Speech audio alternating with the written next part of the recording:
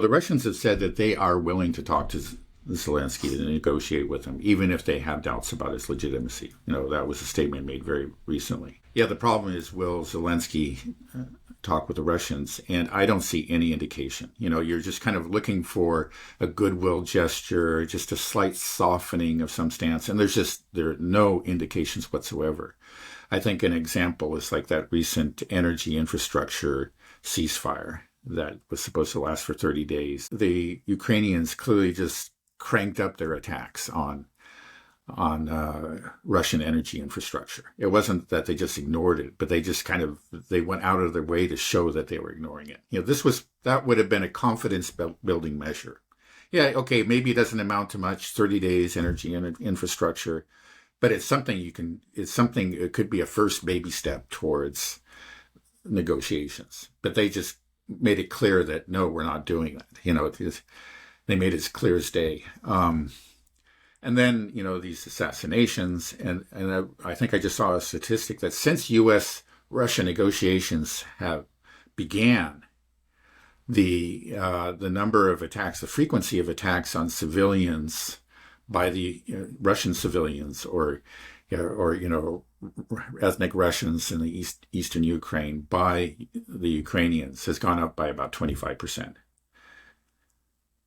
So it seems clear that they're making a statement, a loud and clear statement, through these actions, that they will not negotiate, that there is no point in talking to them.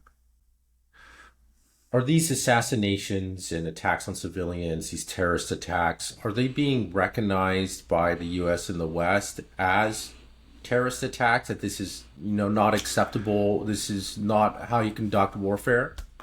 Maybe in the back rooms there's talk about it, I don't know, but publicly, no. I mean, they're just ignored. It's incredible. If you follow mainstream, let's say, U.S. and Western media reports on the war, you wouldn't know anything about these. I mean, they happen virtually every day.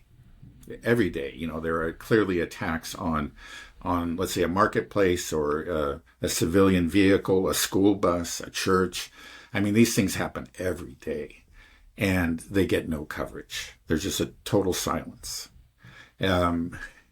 There was a little bit of coverage about that missile that killed some of the children on the beach, nearly a year ago. But that was it. That one, made it through. But there are hundreds and hundreds and hundreds of these attacks. They just happen all the time, and they're just completely ignored. And then on the other side, okay, the Russians are striking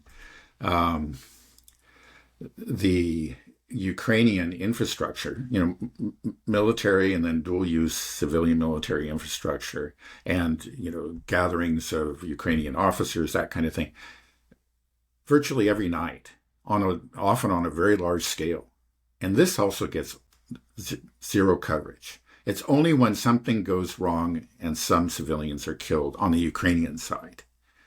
And an example would be that attack on Sumy on Palm Sunday that killed some civilians.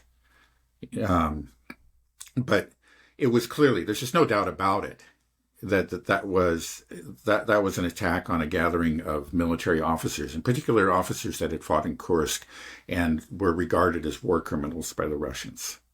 And so, this was a chance for them to take revenge. Now, unfortunately, it appears that either, for whatever reason, just because of the proximity of this award ceremony that the Ukrainian armed forces carried out and some civilian gatherings, that some civilians were killed. And it was a terrible tragedy. But it was clearly, again, the target was military. And that was the only, you would, just going back to again, if you were a consumer of mainstream Western media, you would think the Russians aren't doing anything, but every 6 or 8 months they attack a Palm Sunday gathering or a children's cancer ward. That's, it's like every 6 months they say, what can we do? And then they attack one of these places because that's the only thing that gets through. So yeah, there is no discussion as far as the Westerners are concerned. there are no atrocities that are carried out by Ukrainians. There are only atrocities carried out by Russians. The truth be told, again, it's just like the number civilian casualties are always tragedies, and it is proper to report them and discuss them and just give a human face to the people who died on both sides. I think that's proper. But when you just completely eliminate the context, you end up presenting a very false picture, of these crazy Russians that occasionally attack children's hospitals or something like that. The truth is that civilian casualties in this war are very, very low. I mean, the contrast with Gaza couldn't be starker. But even with the Iraq war that the Americans conducted against Iraq in 2003, I just saw a statistic. It was that the Americans killed more civilians in the first 3 weeks of that war than the Russians have killed in all 3 years of this war. That the Russians clearly have been very careful. And I think, again, the Ukrainians themselves probably understand that. They hear these air raid sirens, but they know what's being hit. And they're not worried that, the Russians are coming after them. So again, though, it's just that I have never seen actually like the propaganda in such extreme form as the propaganda around this war. I guess you could say the same thing about Palestine, but there's been more leakage there, I think, again. But here in the West, if you stay with the mainstream media, you would just have this utterly false picture of a freedom-loving Ukraine that's bravely standing up to the Russian brutes that are just occasionally, just for no reason at all, commit these terrible atrocities. And that's what you would think. And you wouldn't hear about, again, the daily attacks by the Ukrainians on civilians. For these daily attacks that are being committed, why is there much documentation of them? Why don't we see them going viral on X or social media? Do the Russians, are they not pushing it out and say, like, look at this other attack, other attack?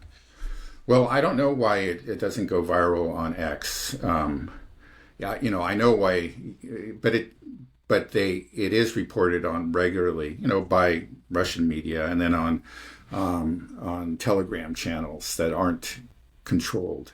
And they are documented. You can see we know the names of these people. We know the injuries they suffered. They know the circumstances, and it's a daily occurrence. If you don't have to make much of an effort to find out about them, but it's simply not news in the West. You have to step outside of. You have to make a little bit of an effort, and then you'll find it. It's very extensive. Do you think that Witkoff and potentially Trump then understand that this is what's happening? I think they do. I think they do have some understanding. It just seems probably Witkoff in particular because of his long conversations with Putin and Lavrov, and then Trump because of what Witkoff and probably others have reported to him. Like just to give you one example, some reporter brought up the Palm Sunday tragedy with him. And he said, he knew about that. But he said it was an accident. I mean, which I think, is basically true, that the civilians were not the targets. Unfortunately, some of them were killed because this military gathering had been targeted. Then why doesn't the Trump administration let it be known? Saying that we don't condone these terrorist attacks, that we don't condone assassinations. Right. Well, I was wondering, like the whole time during the 30-day ceasefire on energy infrastructure, this was something that was done at the request of the Trump administration. And the Russian says, okay, we'll do it for you. And it was violated in a huge way. And I was thinking probably the Russians are waiting to see what the Americans do about it. And I was too, to say, like, are they going to start talking about this? And you never got any comments on it whatsoever. I mean, you do get, expressions of some sort of general frustration by Trump from time to time, but I don't think he ever commented on how they just completely disregarded his energy infrastructure ceasefire. So I don't know. I think we've talked about this somewhat before. Yeah, we do get statements, especially from Trump and sometimes from the people around him. that do shine some light on these things. Just as we heard from J.D. Vance about the forced conscriptions, but but the administration hasn't gone about it in a disciplined way. And if you're really going to, upend a narrative, you have to go about it in a disciplined way. Right. Something that worries me a bit is that there are rules to war, and there's this agreement that you don't intentionally attack civilians, target civilians. You don't carry out assassinations. You don't do terrorist attacks. But what we've seen in the Ukraine is, like you were saying, when they did assassinations before, it was kind of hush hush or some terrorist attack. Now they don't even hide it. They're open about it. They just say, we assassinate this guy. We might do the May 9th parade. Victory parade, yeah. Right. We might carry out a terrorist attack there. And it's the same thing we saw in Gaza. The IDF, when they struck a hospital in the beginning of the war, they denied it and said, it's Hamas's fault. Now they're just bombing hospitals left and right, schools, refugee camps, anything, and it's open, and they don't even try to deny it anymore. They just are okay with it. They make very little effort anyway. They always say something like the Hamas was using that but they just make one statement. They don't. Right, or openly embracing terrorist attacks, like the pager attack. I think it has to be described as a terrorist attack. And we give a gold pager to Trump, and they kind of taint him with that as well. Whereas you have countries like Russia and Iran that are vilified, that are actually trying to by the rules of war.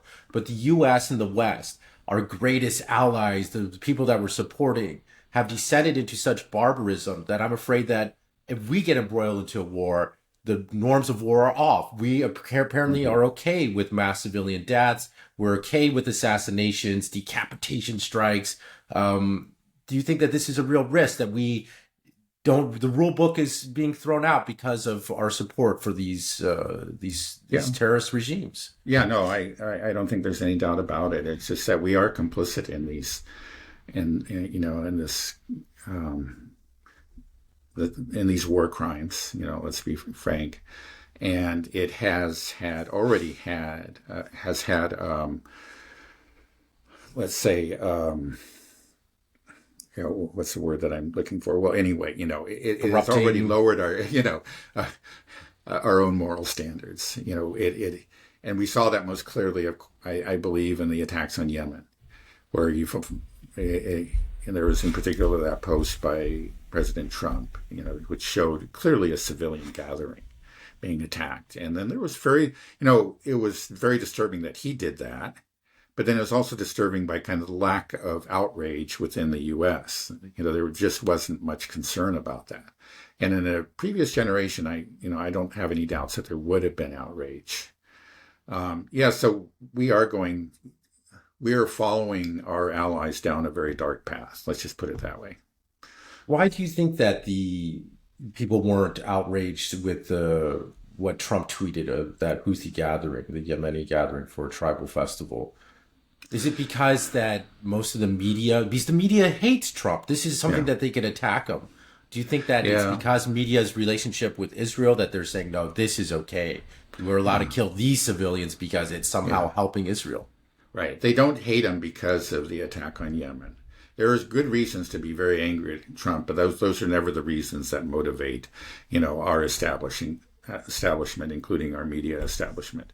And that was true during the first term. I just remember how, in the first weeks of his administration, back there in 2017, he was constantly vilified, for everything under the sun, for using the wrong word about that or whatever. And then he launched this attack on Syria that was completely unjustified and killed some children and whatever. And all of a sudden, all these media outlets like HuffPost and whatever that are just couldn't hate the man more. They kind of stood at attention, saluted, and said, now we have a leader.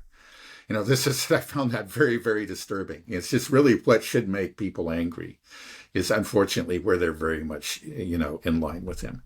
And so it just doesn't surprise me that there wasn't outrage. Again, I think a generation ago there would have been. There was at least some sort of pretense of morality, but even that pretense has fallen away when it comes to military, violence. Why is that? Why would it have changed, you say, even just in a decade? It Well, doesn't I seem think like the it's media got more Zionist. I mean, yeah. Well, no, I think it's what you pointed to. It's just that our allies, so called, in these conflicts are breaking all the taboos, and they're clearly engaging in war crimes and on a regular basis. And you could see like an initial effort to kind of distance ourselves from them, but that is fading away. It's just that we have the longer that we work with them, support them, are complicit, and therefore are complicit in these crimes. I think eventually, maybe it's somewhat similar. We can say it's analogous to Zelensky and the non, ultra nationalists in Ukraine. Initially, they didn't share this ideology, but you make a pact with the devil. Eventually you become part of the devil's team.